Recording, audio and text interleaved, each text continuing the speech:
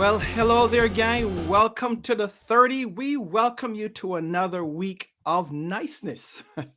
This is Patrick, your host, and tonight we are going to continue our conversation. Well, you may be watching it tonight, or some of you may be watching it in the morning, or maybe mid afternoon, but wherever you are watching, we welcome you to the 30 as we continue our series, which is unlocking the door to a successful career or business. So, if this is your first time, we want to thank you so much for being here. Make sure that you like and share this broadcast to your community, to your friends, family, because it's going to be a special night. I know this, I call him young because he's maybe 2 or 3 years younger than me. No, actually, a little bit more than that, but I've known him for a very long time and I've watched his career explode.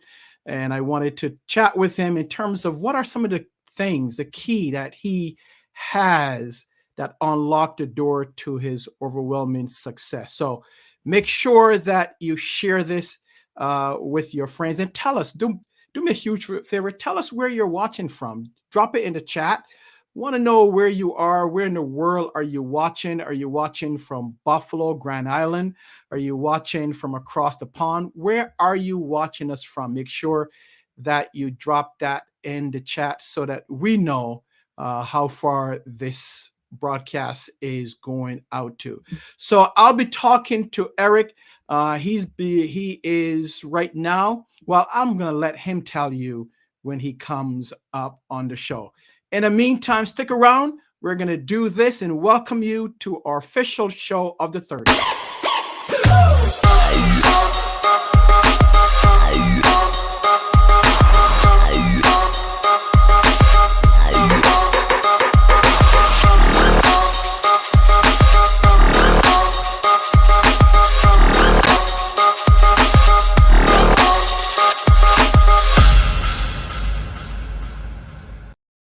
All right, we are getting this party started. Let's welcome Eric. Eric, I want to welcome you into the 30. Thank you for viewing. Thank you for being here, Eric. Thank you for joining us. How are you, sir? I'm great. Thanks for having me, PJ. It's a pleasure to be with you here. All right, so tell our viewers who Eric is. What does Eric do before we get into more of what we call the meat and potatoes or the heart of the discussion? Oh, that's some deep stuff there. Who I am, who I am, what I do.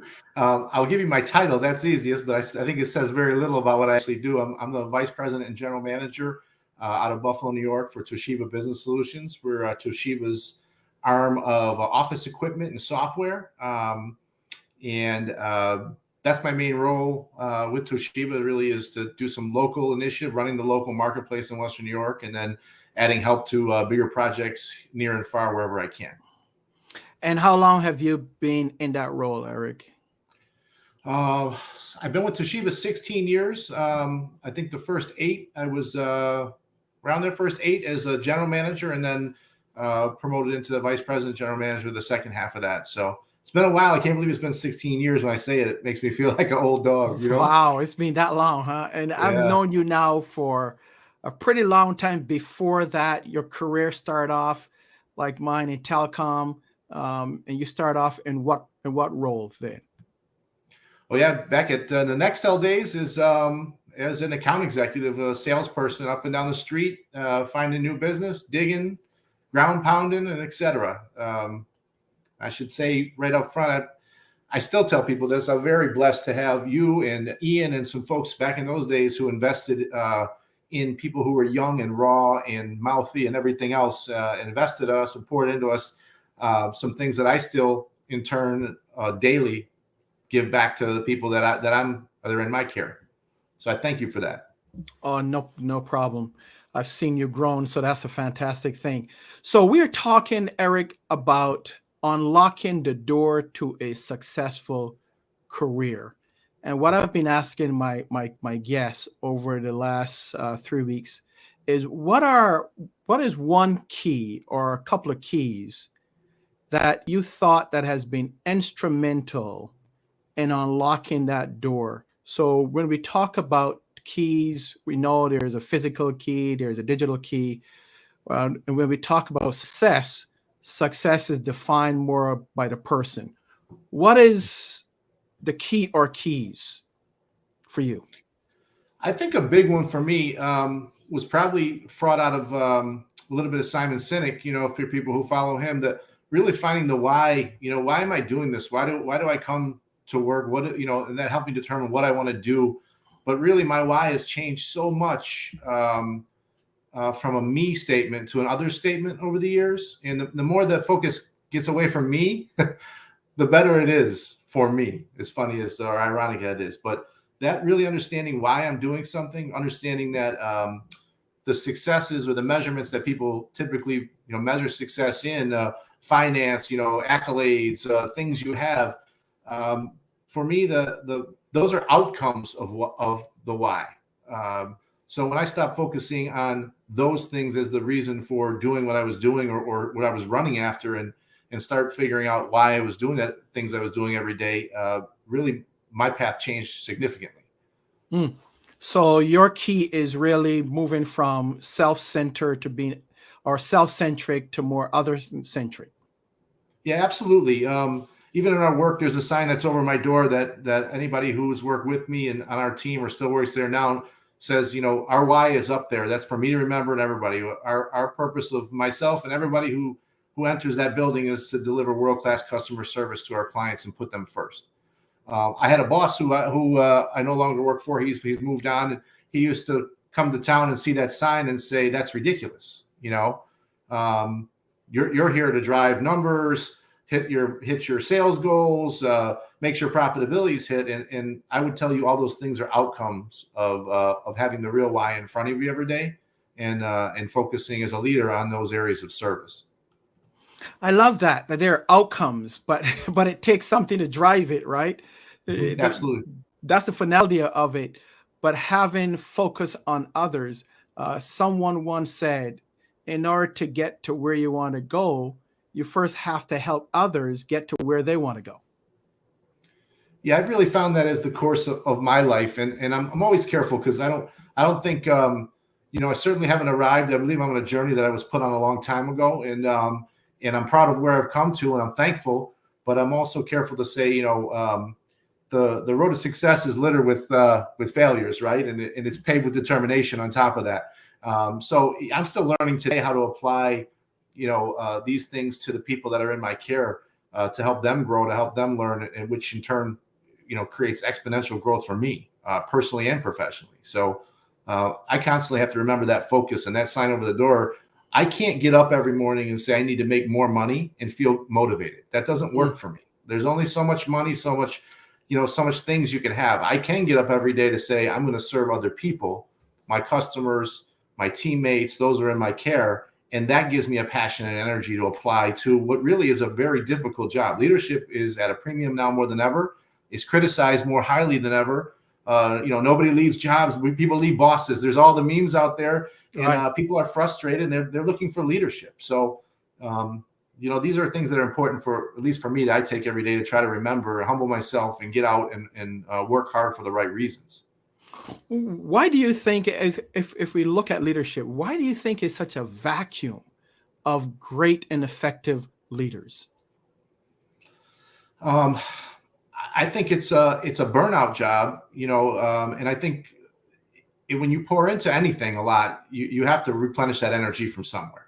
Mm-hmm. And again, back to not to beat a dead horse, but if you're replacing it with success in finance or money or these reasons, they're never enough to replace the energy it takes to lift somebody else up, to encourage them. I keep a biblical verse on my desk. That's a reminder for me. It's we urge you, brothers and sisters, admonish the idle, encourage the faint-hearted, and help the weak, be patient with them all. I have to remind myself that everybody needs in a different capacity every day. And that really takes energy. It takes an energy that doesn't naturally come, I don't believe, to most folks. So when people lead for the wrong reasons, which I believe a whole lot of people are in for they're not leaders, they're the boss. They're in charge, is different than being the leader in an organization, or a leader in your household or in your family or on your street or wherever you choose, to lead. So I think that vacuum is created by, man, you can't fake it till you make it. it'll take you out if your heart's not right, in my opinion. Now that's fantastic stuff there. I love what you just said. There's leaders and there's a boss, right? Which one do you want to be? I prefer to be in the bucket of being an effective leader as opposed to being a boss. Yeah, absolutely. And there's days I find I sit home and I'm fairly introspective now, and just when I didn't have successes in the day, I probably had some boss traits that day, and I probably got away from being a servant and somebody who's there with others in mind first. So again, it's a daily successes, daily failures, but I'm looking for that 1% improvement in myself every day. And if I'm going to ask for it from others, I want them to see it in me, hopefully. That's fantastic. Let's see. You have your Aunt Lynn that's watching. She says, Eric's Aunt Lynn, so proud. That's fantastic. Shout out to Aunt Lynn. We have Carrie. Carrie is in Orchard Park. Awesome job, Eric. Fantastic. We have Elfrida. She's in Rochester. Welcome, Elfrida. If you have a comment or question for Eric, just drop it in the chat. So if you simply want to say hi or give him a shout out, that will be great too. So Eric, you've gone on to do right now. You said that you are the vice president and general manager of Toshiba Business Solutions. But what are some other things that you did before getting to this point, part of your journey? Let's talk about that. Yeah. I have a lot of story. I'm a talker, so we got to be careful. We'll keep this to a minute or two, right? On what's important to share, or hopefully others can take from it. But in my job life, and I've been a business owner. I started a business with my friend Marlon Joseph way back, and we had a cleaning business. We cleaned toilets. We did everything you can name. We hustled. Worked in the communications industry. I've done some private consulting work along the way, and where I've picked up. In the last maybe decade or so, a little longer, is in volunteer work and service in other organizations. Everything from, I still sit as the president of the Grand Island Chamber of Commerce. That's a elected volunteer position. It's been about 12 years now. In some charitable organizations, I helped.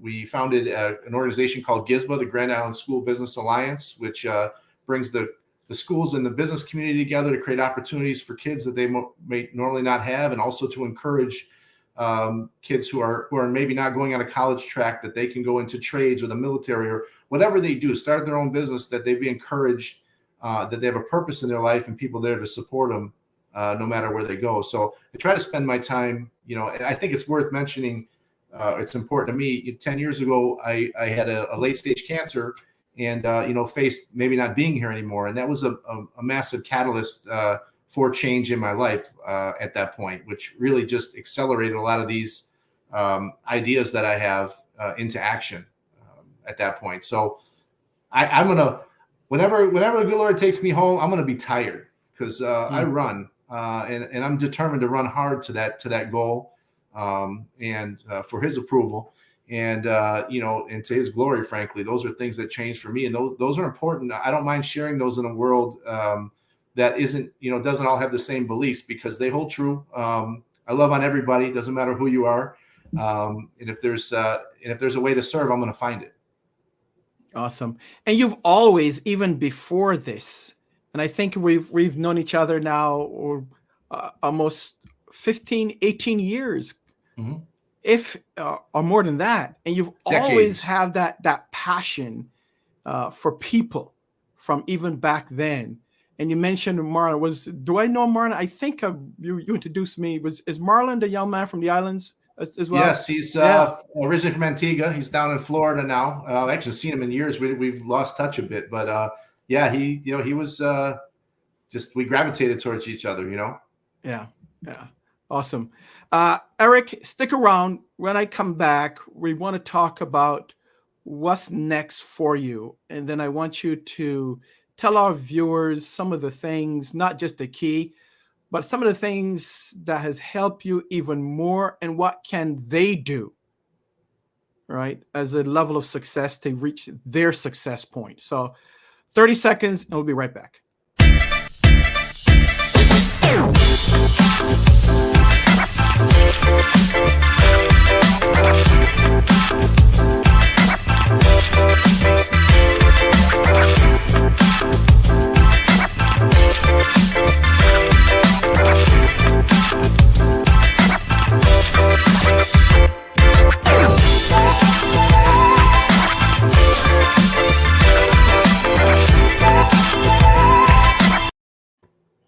All right, we are back with Eric. Of course, the 30 is a production of the Jackman Group LLC. We focus on leadership development, team enhancement. We also do sales training and development, strategic planning, and business coaching. So feel free to drop us a line if you would like us to assist you and partner with you, or drop me an email or a phone call. Eric, so let's talk about so we know what has helped you, a key to unlock that door of success. What's next for Eric?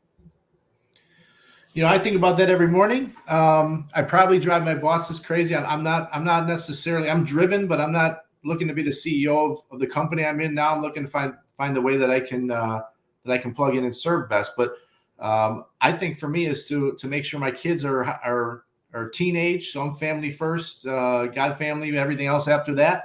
But I'm really trying to make sure my family has a successful next step in life. My kids are getting to be college age and that. And I'm just looking constantly for places to plug in and help others be successful. So, I don't know what the next job is. I know the next task will be about somebody other than me, hopefully. All right, and we have a question here from Dorita. Shout out to Dorita in H-Town. Do you miss the entrepreneurial life?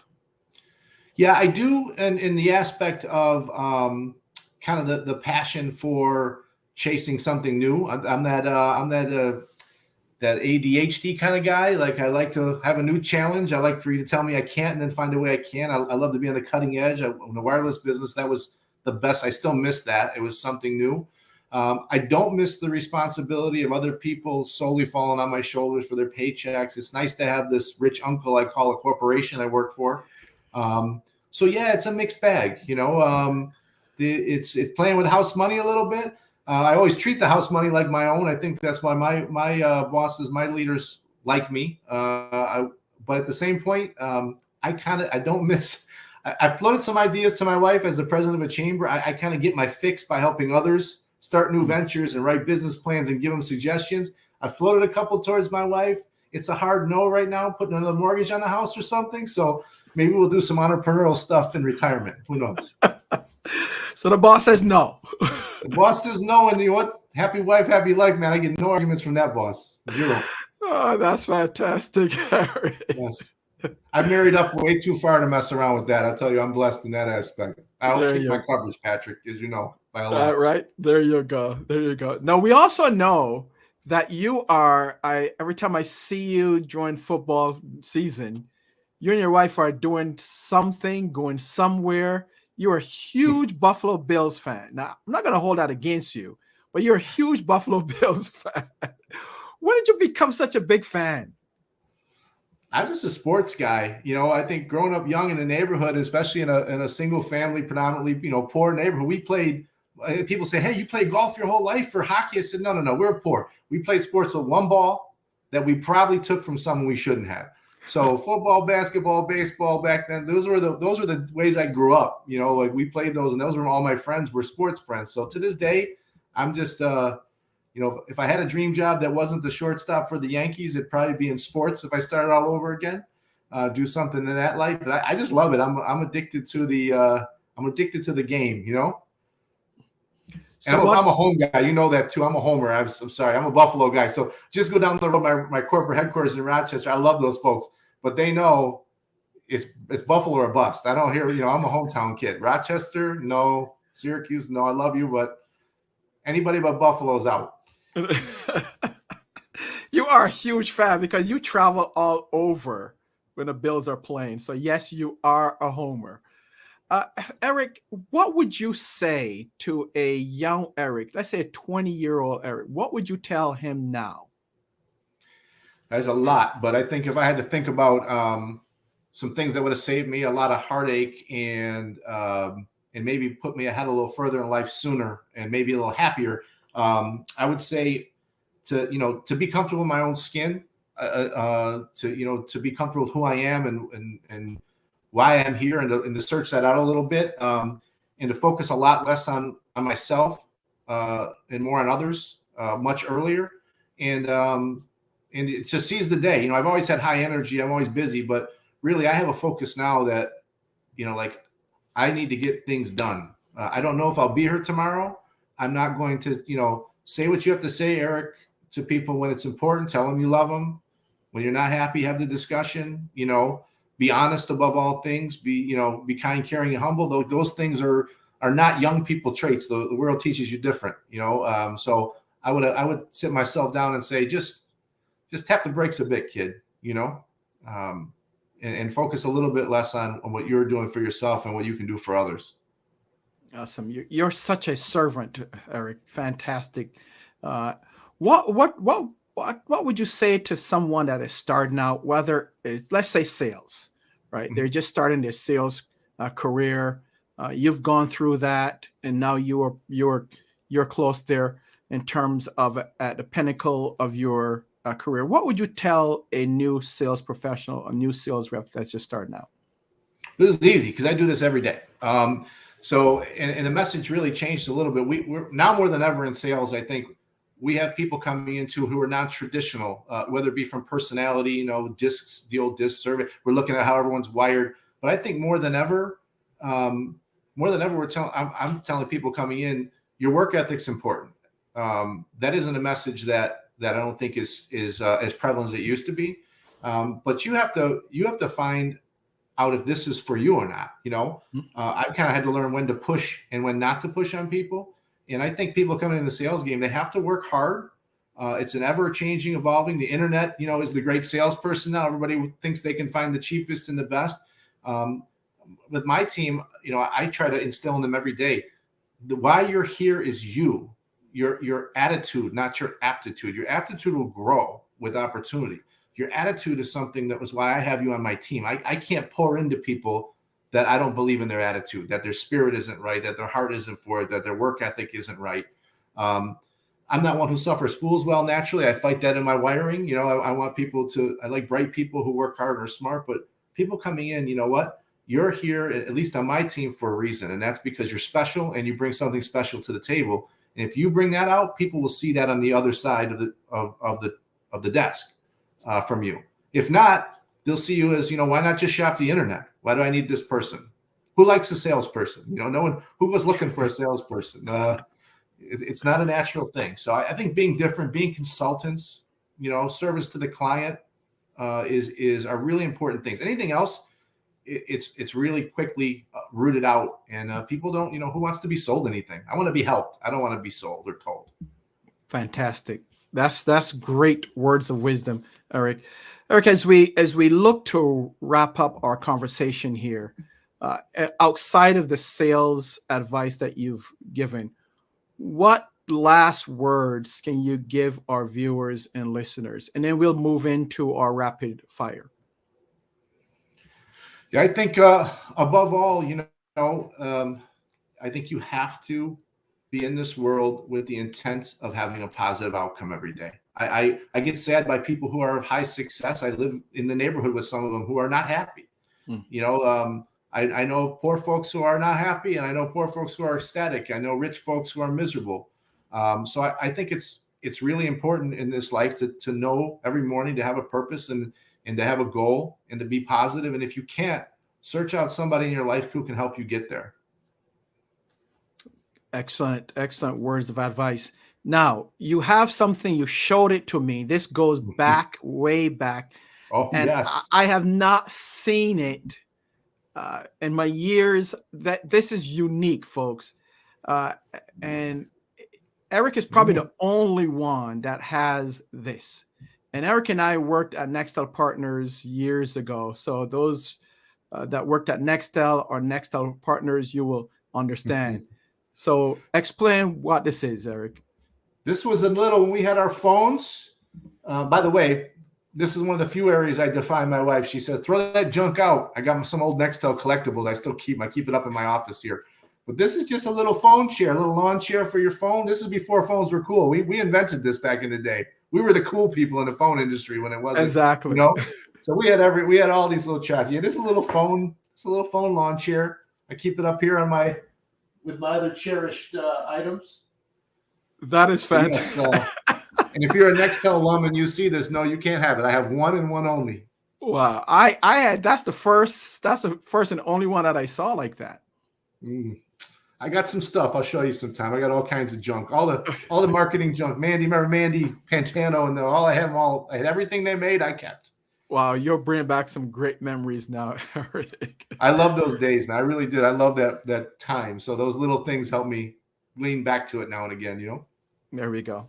So Eric, let's end with this. I'm going to have our rapid fire. I'll give you a couple of questions and quick responses. Right. First one, what is the last leadership book that you read? Oh, Infinite Game. Couldn't remember the title of it. What's the name again? The Infinite Game. The Infinite Game. Okay, great. What is your favorite place to vacation? Florida. Orlando. The kids love it. I love it. If they're happy, I'm happy. There we go. Your favorite food? Oh, anything that has a vowel in it or a consonant. Ice cream. We'll go ice cream. All right. The favorite mantra that you live by? I would have to say, you sow what you reap, right? You reap what you sow. It's something I try to live by every day and remember. Okay. All right. Favorite music? Anything but country. Okay. All right. Favorite artists, musical artists? I think right now it changes, quite honest. I think right now is probably Casting Crowns. All right. Last but not least, your favorite TV show or movie? Can I go with that? Tommy Boy. Tommy Boy. Oh my gosh. Wow. A classic, Eric. Sales guy movie. A classic. Yes, it is. All right.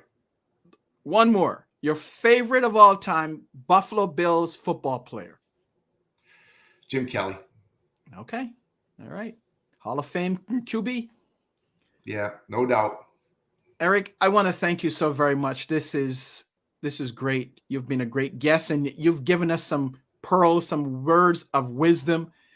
You're key to unlocking that door to a successful career. So thank you. Say hi to your wife and kids, and continue doing what you're doing in terms of serving others. May God bless you and your family. Thanks, PJ. I appreciate the opportunity. Take care. All right. Okay, we've been talking to Eric, and we call him Phoebes.